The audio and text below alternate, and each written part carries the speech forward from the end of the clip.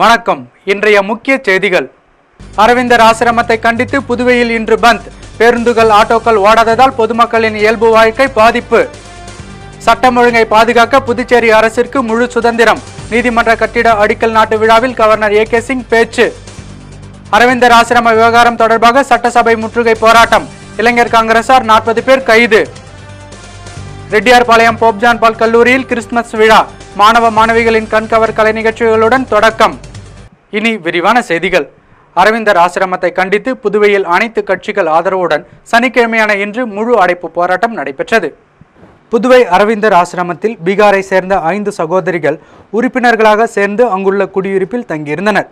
அவர்கள் ஆசிரம விதிகளை மீறியதாக கூறி குடியிருப்பில் இருந்து வெளியேற்ற ஆசிரம நிர்வாகம் கோர்ட் மூலம் நடவடிக்கை எடுத்தது. இதனால் விரக்தியடைந்த அவர்கள் 5 பேரும் தாய் தந்தை ஆகியோர் தற்கொலை செய்வதற்காக கடலில் குதித்தனர். இதில் 3 பேர் உயிரிழந்தனர், 4 பேர் மீட்கப்பட்டனர்.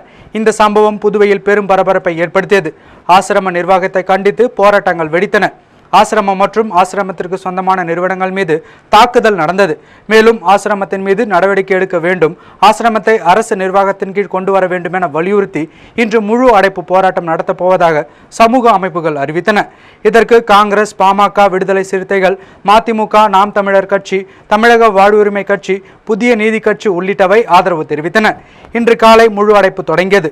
புதுவையில் உள்ள பெரிய மார்க்கெட், சின்ன கடை மார்க்கெட், நெல்லித்தோப்பு மார்க்கெட் ஆகியவை இயங்கவில்லை. கடைகள் அமைந்துள்ள முக்கிய வீதிகளான நேரு வீதி, காந்தி வீதி, அண்ணா சாலை, காமராஜர் சாலை, மறைமலை அடிகள் சாலை ஆகியவற்றில் அனைத்து கடைகளும் அடைக்கப்பட்டு இருந்தன. தனியார் பஸ்கள் முற்றிலும் ஓடவில்லை. புதுவை அரசு பஸ்களும் தமிழக அரசு பஸ்களும் இயக்கப்பட்டன. பலத்த போலீஸ் பாதுகாப்புடன் அவை சென்றன. புதுவையில் தனியார் பஸ்களே அதிகம். இதனால் பயணிகள் பெரும் அவதி அடைந்தனர். Auto, tempo ஓடவில்லை. 100 அடி சாலையில் காரைக்காலில் இருந்து வந்து கொண்டிருந்த புதுவை அரசுக்கு சொந்தமான பஸ் மீது மர்ம கும்பல் கல்வீசி தாக்கியது. இதில் கண்ணாடிகள் உடைந்து விழுந்தன. இதேபோல உப்பளத்தில் தனியார் கல்லூரி பஸ் மீது தாக்குதல் நடத்தப்பட்டது. மேலும் தனியார் பஸ் மீதும் கல் வீசப்பட்டது. இதில் 2 பஸ்களின் கண்ணாடிகள் உடைந்தன. தனியார் அரசு பள்ளிகளுக்கு இன்று விடுமுறை அளிக்கப்பட்டது. இன்று அரையாண்டு தேர்வு நடப்பதாக இருந்தது. அது ஜனவரி 2ஆம் தேதிக்கு ஒத்திவைக்கப்பட்டுள்ளது.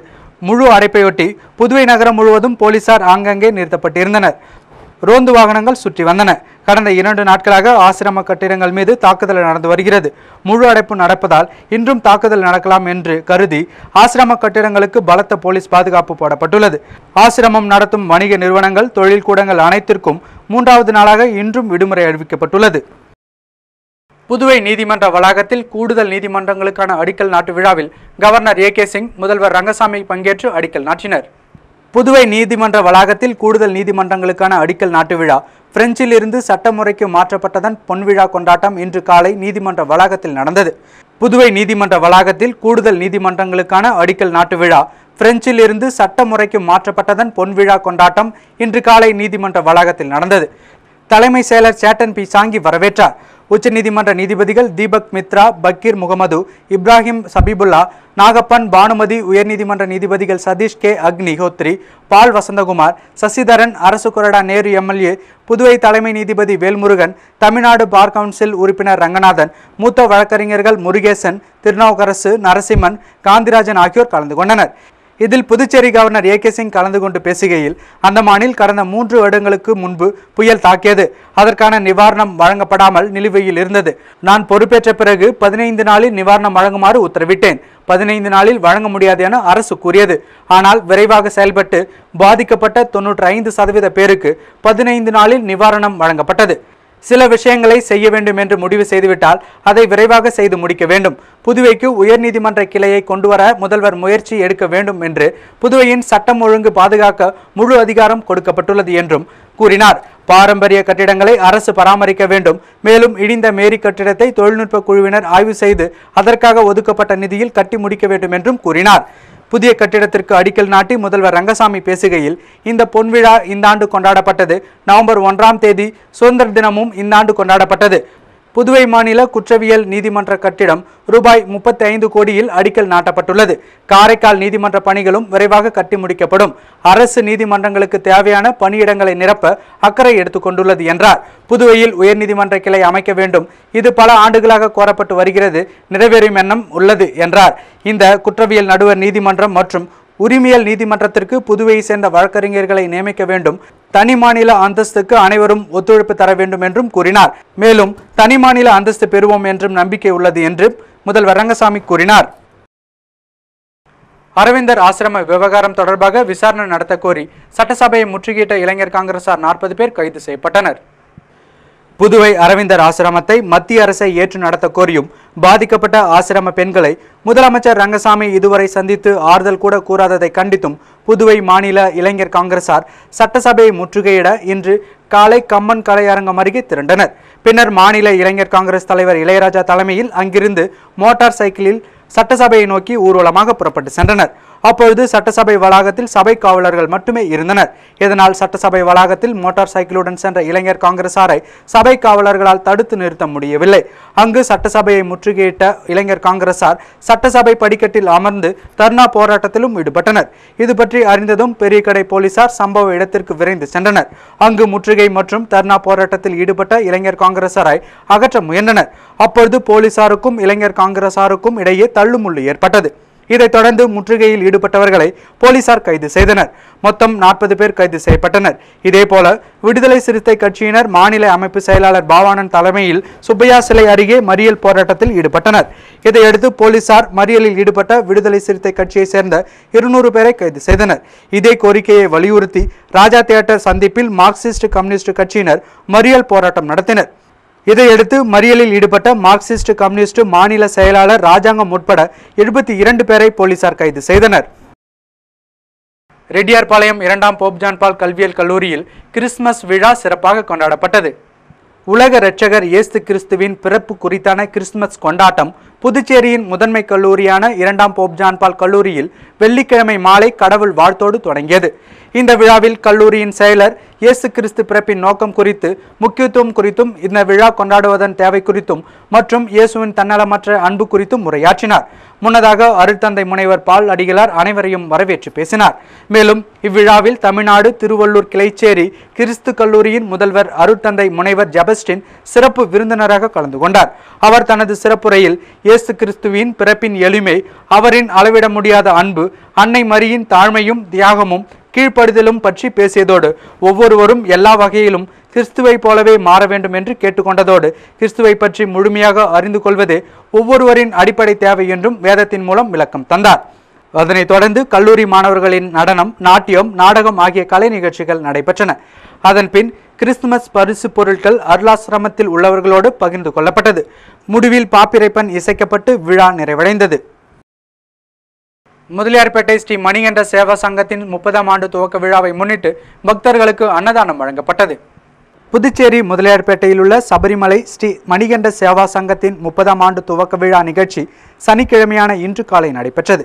இந்த நிகழ்ச்சியில் ஸ்ரீ கணபதி, ஸ்ரீ முருகன், ஸ்ரீ சிவன், ஸ்ரீமத் நாராயணன், ஸ்ரீ அம்மன், ஸ்ரீ நவக்கிரகம், ஸ்ரீ ஐயப்பன் ஆகிய சுவாமிகளுக்கு விசேஷ பூஜைகள் மற்றும் அதனைத் தொடர்ந்து திருவிளக்கு பூஜையும் நடைபெற்றது மற்றும் பக்தர்களுக்கு அன்னதானமும் வழங்கப்பட்டது. இந்த பூஜையின் ஏற்பாடுகளை சேவா சங்க நிர்வாகிகள் சிறப்பாக செய்திருந்தனர். புதுச்சேரி நியாய விலைக்கடை ஊழியர்கள் மற்றும் கூட்டுறவு சங்க ஊழியர் நலசங்கம் சார்பில் பல்வேறு கோரிக்கைகளை வலியுறுத்தி தர்ணா போராட்டம் நடைபெற்றது. வில்லியனூர் தென்கோபுர வாசலில் நடைபெற்ற இந்த தர்ணா போராட்டத்தில் குடிமைப் பொருள் வழங்கல் துறையின் கீழ் நியாய விலைக்கடைகளை கொண்டு வர வேண்டும், நிலுவையில் உள்ள 6 மாத சம்பளத்தை உடனே வழங்க வேண்டும், விற்பனையாளர்களுக்கு முதுநிலை விற்பனையாளர் பதவி உயர்வு வழங்க வேண்டும், தினக்கூலி ஊழியர்களை பணி நிரந்தரம் செய்ய வேண்டும் உள்ளிட்ட கோரிக்கைகளை வலியுறுத்தி கோஷங்கள் எழுப்பப்பட்டது. இந்த தர்ணா போராட்டத்திற்கு நடராஜன் தலைமை தாங்கினார் மற்றும் தங்கராசு, ராமன், கமலபாதம், பார்த்திபன் உள்ளிட்ட நிர்வாகிகள் முன்னிலை வகித்தனர். முன்னதாக மத்திய கூட்டமைப்பு பொதுச் செயலாளர் லட்சுமணசாமி வரவேற்பு உரையாற்றினார். செயலாளர் ஆதிநாராயணன் நோக்க உரையாற்றினார். முடிவில் சேதுராமன் நன்றி கூறினார். கோவிந்தப்பேட்டையில் எழுந்தருளியுள்ள அருள்மிகு ஸ்ரீ ஐயப்பன் ஆலயத்தில் உள்ள சிவனுக்கு பிரதோஷ பூஜை நடைபெற்றது. முத்திரையர்பாளையம் கோவிந்தப்பேட்டையில் உள்ள அருள்மிகு ஸ்ரீ ஐயப்பன் ஆலயத்தில் உள்ள நந்தி பகவானுக்கும் சிவனுக்கும் வாரந்தோறும் பிரதோஷ பூஜை நடைபெறுவது வழக்கம். அதனைத் தொடர்ந்து இந்த வாரத்திற்கான பூஜை நந்தி பகவானுக்கும் சிவனுக்கும் சிறப்பாக நடைபெற்றது. இதில் ஏராளமான பக்தர்கள் கலந்து கொண்டு சாமி தரிசனம் செய்தனர். பூஜையின் ஏற்பாடுகளை தலைவர் நாகராஜ பாகவதர் உள்ளிட்ட நிர்வாகிகள் சிறப்பாக செய்திருந்தனர். இதேபோல் வில்லியனூர் திருக்காமீஸ்வரர் திருக்கோவிலில் நடைபெற்ற பூஜையில் புதுச்சேரி சட்டசபை எதிர்க்கட்சித் தலைவர் வைத்திலிங்கம் பங்கேற்று 1000 பேருக்கு அன்னதானம் வழங்கி சாமி தரிசனம் செய்தார். இந்த பூஜையில் ஐயப்ப பக்தர்கள் உள்ளிட்டோர் கலந்து கொண்டு இறையருள் வேண்டி பிரார்த்தனை செய்தனர். முத்தூட் பின்கார்ப் மற்றும் வாசன் கண் மருத்துவமனை இணைந்து இலவச கண் மற்றும் பல் மருத்துவ முகாமை நடத்தியது. புதுச்சேரி பெரிய காலாப்பட்டில் முத்தூட் பின்கார்ப் நிதி நிறுவனம் வாசன் கண் மருத்துவமனையுடன் இணைந்து இலவச கண் மற்றும் பல் பரிசோதனை முகாமை நடத்தியது. இந்த முகாமிற்கு மேலாளர்கள் பரமசிவம் மற்றும் புகழரசன் ஆகியோர் தலைமை தாங்கினர். இந்த முகாமை முதுநிலை பகுதி மேலாளர் வி சேகர் துவக்கி வைத்தார் மற்றும் பிராந்திய மேலாளர் சுந்தரராஜன் சிறப்பு விருந்தினராக கலந்து கொண்டு சிறப்புரையாற்றினார். மேலும் வாசன் கண் மற்றும் பல் மருத்துவமனை மருத்துவர்கள் செவிலியர்கள் கலந்து கொண்டு 500 பேருக்கும் மேற்பட்டோருக்கு இலவச கண் மற்றும் பல் மருத்துவ பரிசோதனைகள் செய்து சிகிச்சை அளித்தனர். இந்த விழாவிற்கான ஏற்பாடுகளை முத்தூட் பின்கார்ப் நிறுவன அதிகாரிகள் மற்றும் ஊழியர்கள் சிறப்பாக செய்திருந்தனர். அரவிந்தர் ஆசிரம விவகாரம் தொடர்பாக நீதிபதி தலைமையில் விசாரணை ஆணையம் அமைக்க வேண்டுமென திராவிட கழக தலைவர் கி வீரமணி வலியுறுத்தியுள்ளார். திராவிட கழக தலைவர் கி வீரமணி வெளியிட்டுள்ள அறிக்கையில், புதுச்சேரி அரவிந்தர் ஆசிரமத்தின் மீது ஏராளமான புகார்கள் பல ஆண்டுகளாகவே இருந்து வருகின்றன. புதுச்சேரி அரசு இதற்குரிய தடுப்பு நடவடிக்கையை சட்டம் ஒழுங்கை காப்பாற்றிடும் வகையில் உரிய நேரத்தில் எடுத்திருந்தால் இந்த 3 உயிர்கொலையை தடுத்து நிறுத்தி இருக்கலாம். அதை செய்ய தவறிவிட்டது. இது பற்றி உடனடியாக மத்திய அரசு இந்த ஆசிரமத்தின் நடப்புகள் பற்றி விருப்பு வெறுப்புக்கு அப்பாற்பட்ட ஒரு உச்சநீதிமன்ற நீதிபதி தலைமையில் சமூக ஆர்வலர்கள் முதலிய 3 கொண்ட ஒரு விசாரணை ஆணையம் அமைத்து 3 அல்லது 4 மாதங்களுக்குள் விசாரித்து ஒரு அறிக்கையை பெற்று பொதுமக்கள் சமூக ஆர்வலர்கள் அனைவரின் கருத்துக்களை கேட்க வேண்டும். இதனை உடனே செய்ய வலியுறுத்தி புதுச்சேரியில் ஒரு மாபெரும் மக்கள் எழுச்சி கூட்டத்தை திராவிடர் கழகம் நடத்திடவும் தயங்காது என்றார். புதுவை ஓவிய கண்காட்சியை பாரதியார் பல்கலைக்கூட பேராசிரியர் ராஜராஜன் தொடங்கி வைத்தார். புதுவை அலையன்ஸ் பிரான்சிஸ் எதிரே உள்ள கேலரியில் ஓவிய கண்காட்சி நேற்று தொடங்கியது. பாரதியார் பல்கலைக்கூட பேராசிரியர் ராஜராஜன் திறந்து வைத்தார். எல்லோரா நுண்கலை பண்பாட்டு அமைப்பின் தலைவர் ரவி, துணைத் தலைவர் அரியபுத்திரி, செயலாளர் முனுசாமி, செகா ஆர்ட்ஸ் கேலரி நிறுவனர் வளையாபதி மற்றும் மணிமாறன், ராஜேஷ், நெடுஞ்செழியன் உள்ளிட்ட ஓவியர்கள் பலர் கலந்து கொண்டனர். முடிவில் ஓவியர் ஜெயராமன் நன்றி கூறினார். பில்லாந்தேசிய என்ற தாவர குடும்பத்தை சேர்ந்த நெல்லிக்காயில் விட்டமின் சி அதிகம் இருப்பதால் தினமும் அதை நாம் நம் உணவில் சேர்த்துக்கொள்வது மிகவும் அவசியமாகிறது. இதை பற்றி ஒரு சிறப்பு பார்வை. மருத்துவ குணம் வாய்ந்த நெல்லிக்காயை நாம் அப்படியே சாப்பிடலாம். குழந்தைகள், பெரியவர்கள் என்று எல்லோருக்குமே இது பிடிக்கும். இது நம் மூளையின் செயல்திறனை அதிகரிக்கிறது. நுரையீரல்களை சரியான முறையில் இயங்க செய்கிறது. உடலில் உள்ள நச்சு பொருட்களையும் கழிவுகளையும் வெளியேற்ற உதவுகிறது. ஆயுர்வேத மருத்துவத்திலும் ஒரு முக்கிய மருந்து பொருளாக விளங்கும் இந்த நெல்லிக்காயை தினமும் நாம் நம் உணவில் சேர்த்துக் கொள்வதற்கான நன்மைகளாக உடல் பருமன் நோயினால் அவதிப்படுபவர்கள் நம் நாட்டின் மிக அதிகம். நீரிழிவு மற்றும் இதய நோய்களையும் இந்த உடல் பருமன் ஏற்படுத்துகிறது. நெல்லிக்காயில் உள்ள அதிக அளவிலான புரதச்சத்துக்கள் நம் உடலில் உள்ள கொழுப்பை கரைத்து அகற்றுகிறது. கண்புரை எனும் பார்வை நோயை தவிர்ப்பதில் நெல்லிக்காய் பெரிதும் உதவுகிறது. மேலும் கண் சிவப்பதால் கண்களில் நீர் வடிதல், கண் எரிச்சல், மாலைக்கண் உள்ளிட்ட பல விதமான பிரச்சனைகளை போக்குவதற்கும் நெல்லிக்காய் உதவுகிறது. கண்கள் எப்போதும் புத்துணர்ச்சியுடன் இருக்கும். நம் இதயத்திற்கு பலவிதமான பலன்களை நெல்லிக்காய் அளிக்கிறது. கொலஸ்ட்ராலில் அளவை குறைக்கிறது. அதன் விளைவாக இதயத்தை பாதுகாக்கிறது. இதயத்திற்குள் இரத்த ஓட்டத்தையும் சீராக்குகிறது. நம் தலைமுடியை வலுவாக்குவதில் கால்சியத்தின் பங்கு அதிகம் உள்ளது. இந்த கால்சியம் நம் உடலுக்குள் எளிதாக ஊடுருவதற்கு நெல்லிக்காய் உதவுகிறது. நாம் உபயோகப்படுத்தும் ஷாம்புகளில் நெல்லிக்காய் கலந்திருப்பது குறிப்பிடத்தக்கது. ஆண்களில் சிலருக்கு விந்தணுக்கள் குறைவாக இருக்கும். அவர்கள் தொடர்ந்து நெல்லிக்காயை சாப்பிட்டு வந்தால் விந்தணுக்கள் உற்பத்தியை அதிகரிக்கும். நெல்லிக்காயில் நீர்ச்சத்து அதிகமாக உள்ளது. இதனால் நாம் உண்ணும் உணவுகள் எளிதில் செரிமானமாகும். நச்சு பொருட்கள் விரைவில் வெளியேறும். சிறுநீரகங்களையும் இது சீராக இயங்க வைக்கிறது. மாதவிடாய் நாட்களில் பெண்கள் நெல்லிக்காயை எடுத்துக்கொள்வதால் மாதவிடாய் காலங்களில் ஏற்படும் வலிகள் குறையும். நெல்லிக்காயை தொடர்ந்து சாப்பிட்டு வந்தால் வாய் துர்நாற்றம் உள்ளிட்ட பல பிரச்சனைகளும் விலகி ஓடும். மேலும் பற்களை வலுவாக்கும். ஈறுகளில் ஏற்படும் தொற்றுகளையும் ஆற்றுகிறது.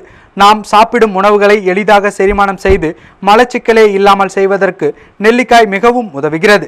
அதில் உள்ள நார்ச்சத்துகள் தான் இந்த மாயத்தை செய்கின்றன.